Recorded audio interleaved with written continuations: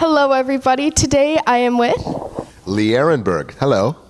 Hi, and this is On the Spot Interviews. Hello, Lee. Thank you so much for agreeing to meet with me and chat, and I'm really looking forward to this interview. How are you today? I'm great. Thanks for asking me, and I hope I say something interesting and possibly insightful.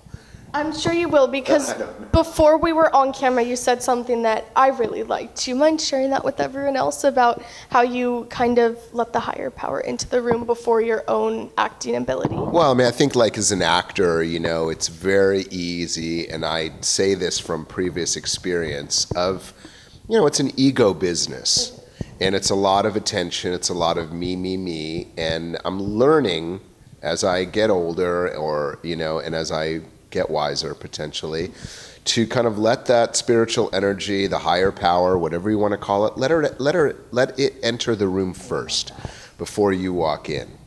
It kind of protects you. It's that bit of a pause, that couple seconds of grace that we all get to get our thoughts together, to check our emotions.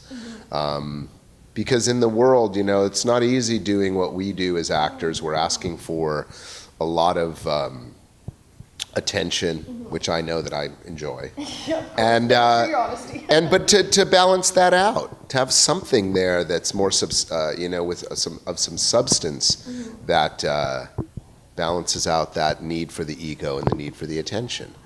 We need life in balance. We do, and something larger than yourself to believe in, right? Absolutely, and that's why I really believe that acting, what a wonderful art form.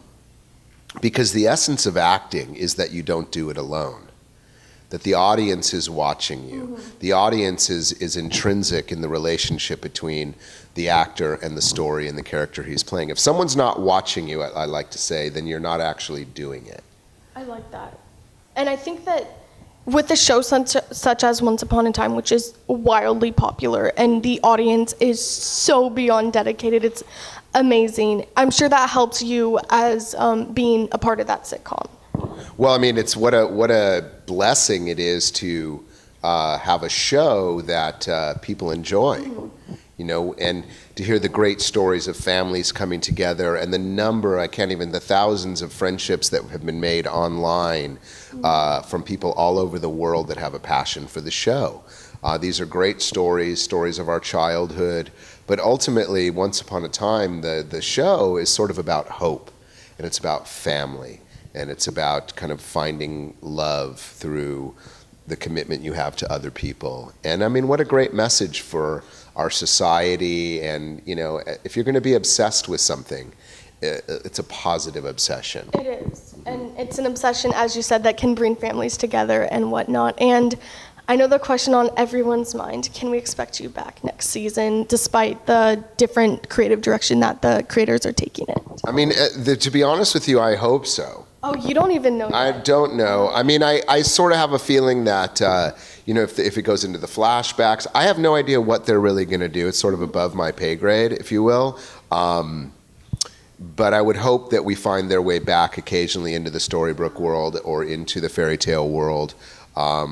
But honestly, sometimes you just have to kind of like know what you know and know what you don't know. I have no clue. I would hope so. I would be very sad if I've already made my last appearance on this show. But I guess the time will tell. Hopefully, I'll find out in the next few months whether they have a spot for some of the old timers back in that world, because they are going to do it. It is going to be a time jump.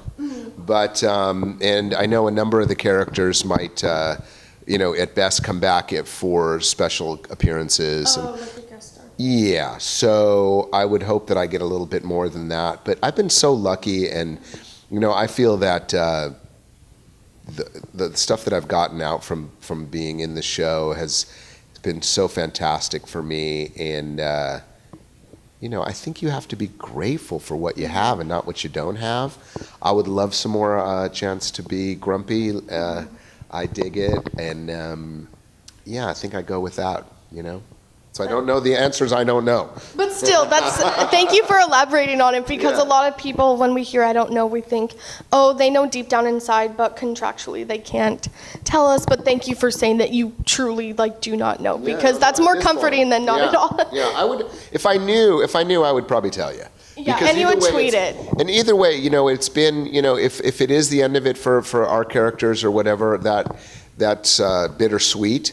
But I do know that kind of the last image that we were left with of the dwarves kind of putting, Queen on Regina's door in the mayor's office, sort of, to me, indicated maybe that we might have a connection with her going forward, and some respect for that character, and that that would be neat, because I love the LP just like everyone loves the LP.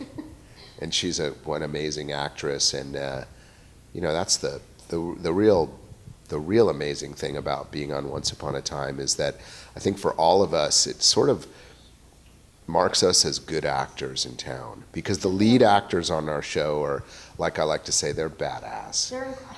And Bobby and Ginny and Lana, and everyone, they're talented people, and their stardom is well earned, in my opinion. Oh, that's so sweet of you to say. It seems like this show really is a humbling experience for you, and I know that it's not the only big project you've been a part of. We got to talk about Pirates. Sure. Okay. Can you talk about the process of the makeup? My mom loves Pirates of the Caribbean, and she's like, you need to ask, because it's a very intricate, how long did that take? What was the process like? Well, okay. Number one, my makeup artist, he's won an Academy Award. Oh, okay. The head makeup artist has Joel Harlow, who did won an Oscar for Star Trek. And he was number 2 in the makeup team. V. Neal, who as a woman broke all the glass ceilings for effects makeup artists in Hollywood, won an Oscar for Beetlejuice, for Mrs. Doubtfire, and for, I want to say, Edward Scissorhands. Okay. Amazing. Okay, so the design of the makeup and then the execution are done by some of the best people ever to work in our business. It was about an hour and a half process, so a little less time than some of the others. There's sort of a rule of thumb. For example, the grumpy makeup, when I'm in the fairy tale world, that's 2 hours. Wow.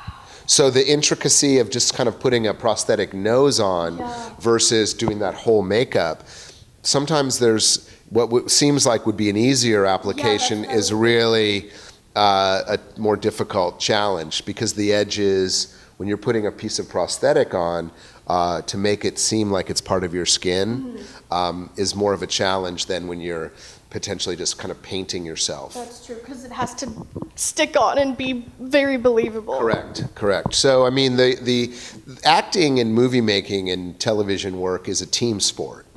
And I think we forget that a lot of time. The effort of the crew people, be it your costumer, your makeup artist, the camera people, the people, the grips that move everything, your electricians, the drivers that coordinate everything. It's a juggling. The hardest working guys sometimes might be the caterers, for example. To get there for a 5 o'clock or 6 a.m. start, they might show up to work at 2 in the morning.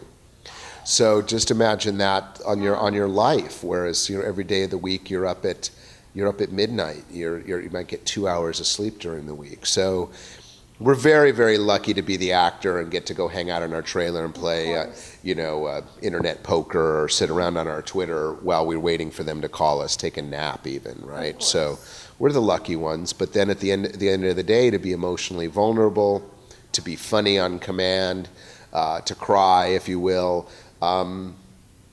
you have to be mentally prepared, and that's not easy to expose yourself like that. No. For example, like when we're doing this interview, there's the camera there, but we're aware of it. And as actors, we have to kind of forget that it's there. And sometimes we're trying to get inside ourselves to have an honest moment of emotion. And the challenge of a young actor and a young movie actor, and even the veterans, is to be able to bring that truth on command. Can't tell everyone, hey, I'm not really ready for you, give me an hour, or I'll get myself prepared. So that would be why, quote, they say that they pay you for the waiting in the movie business, and the acting you're supposed to do hurry up and free. wait. Correct. And the acting you're supposed to do for free. That's interesting. I actually haven't heard that expression, so you learn something new every day. I am familiar with break a leg, though. I do know that one. And do you know why they say that? I don't. I think I once heard, but I forgot. I'm seriously, I forget. Oh, you don't? No, I don't. I don't. I do know. I have heard it. There is some like thing about why you don't say, because it's you don't say good luck. Yeah, And because... that would be maybe someone did break their leg or something. I think that's probably the story, but Okay. yeah. Do you have any other fun theater, hip, cool, Well, there's lit a lot slang? of, I mean, theater, where I come from, I come out of the theater, and I was working in the theater in college and in high school, and my training sort of is from the theater, and then I was lucky to start a theater company here in Los Angeles called the Actors Gang with buddies of mine from UCLA and Santa Monica High, and that theater company has gone all over the world doing great shows. And you might know Tim Robbins from this Shawshank Redemption, and Jack Black came out of our group, the band Tenacious D, a lot of legendary kind of, we were sort of had a political kind of punk rock theater group. And they're still telling really important stories, working in the prison system, actually training prisoners and working with prisoners in the California state penal system to do theater as a way to process their emotions. And I mean, it's really elevating it. It's really elevating it. There's, in other words, when we're in the best case scenario, the work that we do elevates the audience and elevates ourselves. When you're just in it for yourself and to get yourself a beautiful house and drive a Mercedes or whatever, at the end of the day, you're not going to be happy in life because you can never have enough. But when you're doing it for other reasons, to entertain an audience, to connect with other people, to bring people together, that's a powerful message, and that's what I aspire to do. But we're all human, so lots of times I get caught up in pursuing that beautiful car or that paying the rent. Yeah, but thank you for sharing that, because that truly goes with anything in life, even if it's not acting. If you want to work in real estate or whatever it may be, because obviously that can pay very well, but if you're only doing it for the money and it's not rewarding you intrinsically, you're not going to be happy. So thank you. That applies to everyone's lives, I believe. I think so. I think you have to, I think that if you're only in it for yourself, that's a very shallow thing, and you're soon to be humbled anyway by the universe. And but the deal is we're human. We're allowed to make a mistake, but it's the ability to learn from it and then maybe change your message along the way. As a young guy, I mean, we were all, I'm sure young actors were a lot more aggressive in terms of pursuing this business for our own kind of accolades. But at the end of the day, I think, there is something bigger than us. And it's probably the story. The play's the thing, like Shakespeare said. Yes. Yeah. I love that. Well, as I mentioned, this is on-the-spot interviews, so I want to put my videographer on the spot. I told you that she is one of the biggest fans, so I would like to invite you to come ask a question. Plus, we're on the spot. It's got that. That's true. Do you know what I mean? It's got that. Yeah. It's got a great feel to it. The interview, just like being a conversation, which is good. Good, thank you. That's what I strive to do. Yeah, and keep it natural. And sometimes they seem super formal and odd. Yeah, but I don't this script doesn't- anything. Yeah, this is not awkward at all. Good. Okay. I will go to the shameless self-promo. Okay. Can you plug your Twitter and Instagram and Sure. Facebook fan page and It's MySpace? at Lee Arenberg. So, at Lee Arenberg is my Instagram. It's my Twitter. Keep it simple. And Lee Arenberg on my Facebook, my pro page. So come on and join it. Be a friend. And I like to. I mean, I don't do as much social media as I had in the past. But I'm on there. I'm watching. I like to call myself a ninja tweeter. So I'll see what you say and I will respond when it's cool. I like that. Because sometimes I found myself, I don't know if you guys ever do, I found myself being so into it that I wasn't living my life. No, that was me in 8th grade for like 2 weeks. It was bad. Yeah, well, you learned that in 8th grade. I learned that over 50. So there you go. So you're ahead of the curve. But you didn't have a Twitter in 8th grade, so it's different. No, in fact, I remember the birth of, like, I remember MySpace as being the thing, and then obviously it became into the Facebook, and but Twitter and the success of Twitter really helped Once Upon a Time. Yeah, Because there's hashtags all the time for it. When we started Once Upon a Time, a number of us were already kind of active tweeters, and not everyone was in Hollywood at that time. No. So we were sort of ahead of the curve, and those numbers at the time really mattered. Every time that you as fans hashtag Once Upon a Time or talk with the actors and mention it at ABC and all this stuff, they keep track of that. The analytics. That's correct. The metadata becomes very important for the way they build an audience and the success of the show, and they judge your involvement. For example, I want to say there was a show this year on NBC that they were going to cancel, and then the fans got outraged, but so quickly because they motivated the social media that within a few days they reversed the course. They got it picked up. And they picked it up. Yay. I forget what show that was. But anyway. If it was CBS, it might have been Pure Genius, but that's CBS, not Yeah, no, NBC. this was definitely an NBC, I Okay, think yeah, it was, I'm but not I sure. forget what it was. But I was very proud because it's like, hey, listen, the audience speaks, and that's sometimes they don't really consider like what you guys think out there, and whereas say with both Pirates and Once Upon a Time, where they're similar, is the fans really let the studio or the movie makers know what they had. Yep, they have like a cult following in that sense. Correct. Are you ready yet? Sure. Oh, no. I was just we were stalling forever. Oh no, it's not good. Okay. Well, for one thing, what was one of your favorite memories from being on the show? Wow. I mean, I have so many great memories. I think, you know what, one of some of the best memories are kind of the off-camera stuff that happens. A lot of great friendships. A lot of camaraderie, we used to go go-kart racing or play a round of golf. So a lot of the great memories are just Josh Dallas's laugh, or hanging out with my buddy Dave Anders, or, some of the fellow dwarves along the way that are really tight friends of mine. And those kind of experiences really go a long way. On screen, boy, anytime, I love working with Jennifer Goodwin.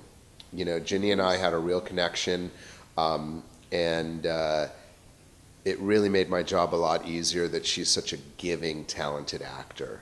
And especially early, because my favorite memories of the show is that first season. And especially like when we were kind of revealing the characters' backstories, in the stories behind the story, how Grumpy and Snow met. I love that, meaning in prison, and I didn't want to let her out of jail. I'm like, all right, God, we both have broken hearts, And of course, the great story they wrote for me about my backstory of falling in love with the lovely Amy Acker, the fairy, and how his love, the breaking of his heart kind of made him who he was, the grumpy character. But those great lines of like, I can't live without my pain, I need it. It makes me who I am. It makes me grumpy, and those kind of things that just are kind of goosebumps moments, they'll always stick with me. But anytime you can toe the mark with Bobby Carlyle or play a scene with Lana, or, just these actors are really fun, and they're very, very talented. So those memories will stick with me for a lifetime. And now, of course, we're doing all these conventions. We're on the road together, so we have an opportunity to kind of spread the love.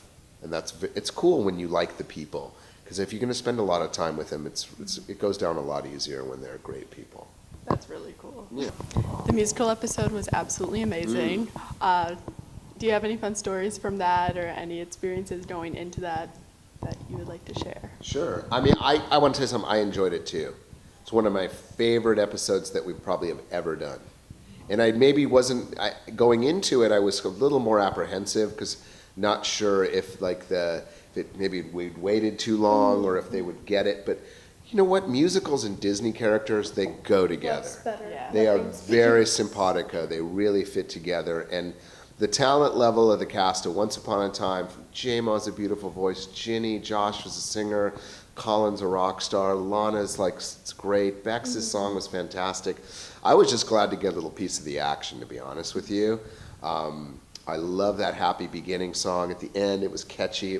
The worst part about it is you go home at 4 in the morning and you're still singing those tunes. That's not a bad thing. I know, I'm not saying it is a bad thing, but it's like, oh God, it's like, can't get it out of my brain. Yeah. But I love the dwarf conga line. I love the way it was shot. It was well written. The music's fantastic, and Yeah, I think it goes down as one of my favorite episodes of all time in that pantheon, and I encourage people to go get that soundtrack. So I think you will dig it if you haven't heard it yet. It's really fantastic, and obviously when we come out on Netflix and whatever, I think it will be a very, very popular episode.